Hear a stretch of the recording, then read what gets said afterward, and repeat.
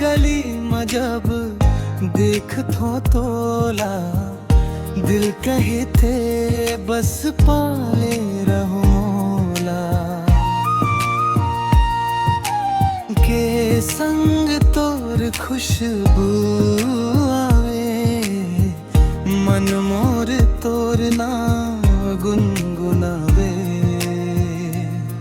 ओ सजनी मोर सुन ले बात, दिल दे दे हम तोर हाथ।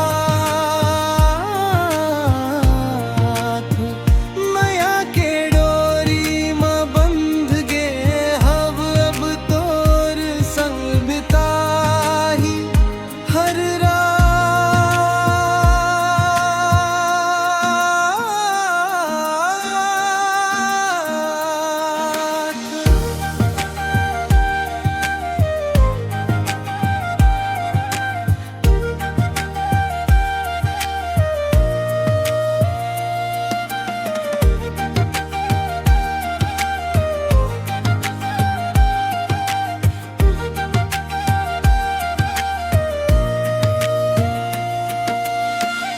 चंदा तारा सब गवाह बन जाही, मोर दिल तोर संग ही रह जाही।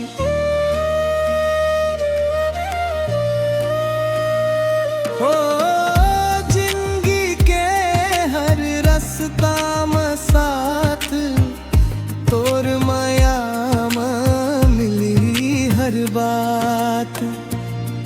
ओ सजनी मोर सुन ले बात, दिल दे दे हम तोर हाथ। माया के डोरी में बंध गे हम, अब तोर संग बिताही हर